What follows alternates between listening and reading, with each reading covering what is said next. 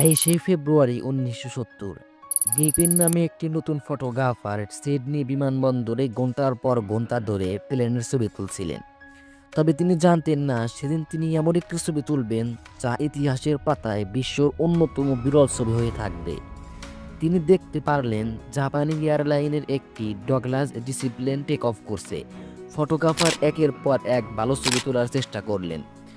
তিনি না খেয়াল করলেন কি ছবি তুললেন না দেখতে পারলেন, কারণ তখনকার দিনে ক্যামেরা ছিল ফিল্ম রোলের, যার ছবি দেখতে পিন করাতে হতো। তাই তিনি বাড়ির উদ্দেশ্যে রওনা দিলেন। এক সপ্তাহ পর যখন ফটো পিন হয়ে আসে, তিনি ছবি দেখতে শুরু করেন। একটি ছবি দেখে তার হুঁশ উড়ে যায়।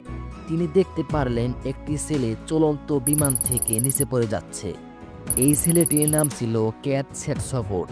সে অস্ট্রেলিয়ার সিডনির বাসিন্দা ছিল। ছোটবেলা থেকেই ক্যাথ খুব দুষ্ট ছিল।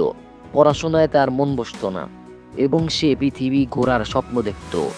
এই কারণেই তার পরিবার তাকে বিদেশে ভ্রমণে নিয়ে যায়, ভেবে যে এতে তার দুষ্টুমি কমবে। কিন্তু ভ্রমণ থেকে ফিরে আসার পর তার দুষ্টুমি আরও বেড়ে যায়।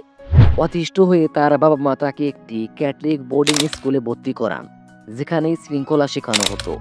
কিন্তু ক্যাটের মন সেখানে একেবারেই ঠিক ছিল না। ভর্তি হওয়ার মাত্র 2 সপ্তাহের মাথায় সে স্কুল থেকে পালিয়ে যায়। সিডনির মতো বড় শহরে তার কাছে ছিল না টাকা, না খাবার, এমনকি পোশাক পর্যন্ত ছিল না। কিছুদিন খোলা রাস্তায় না খেয়ে কাটানোর পর সে বুঝতে পারে তার সামনে দুটো পথ আছে। প্রথম, বাবা মার কাছে ফিরে গিয়ে ক্ষমা চাওয়া, কিন্তু যদি তারা আমাকে আবারও বোর্ডিং স্কুলে ভর্তি করে দেন।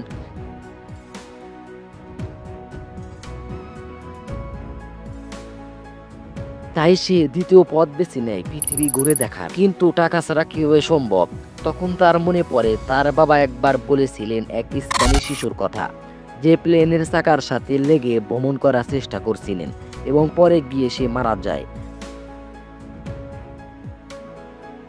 কিন্তু ক্যাথ ভাবে সে প্লেনের চাকার বাইরে না থেকে চাকার জন্য থাকা কম্পার্টমেন্টে লুকিয়ে থাকবে। ক্যাথ সোজা সিডনি বিমানবন্দর পৌঁছে যায়। 1970 সালে নিরাপত্তা খুবই কম ছিল, তাই ক্যাথ সহজে বেড়া টপকে রানওয়ে অবধি চলে আসে। সে দেখতে পায় তার সামনে একটি ডগলাস ডিসিপ্লিন দাঁড়িয়ে আছে, যার চাকাগুলো তখনই খোলা ছিল। সে ভাবনা চিন্তা না করে এই কম্পার্টমেন্টে লুকিয়ে পড়ে। কিন্তু সেই জায়গায় ভয়ানক ছিল, কম্পার্টমেন্টে কোনো আলো ছিল না। ভুল করে হাত পা রাখলে প্লেনের চাকা চাপা পড়ে মারা যাওয়ার ঝুঁকি ছিল। তারপর কম্পার্টমেন্টে একেবারে ইনসুলেট ছিল না।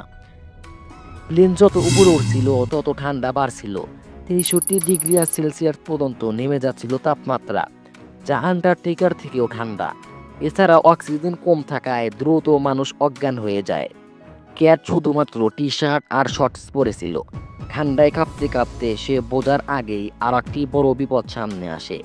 প্লেন কিছুটা উড়ে যাওয়ার পর পাইলট প্লেনের চাকাগুলো ভিতরে নেওয়ার জন্য কম্পার্টমেন্ট খুলে দেয়।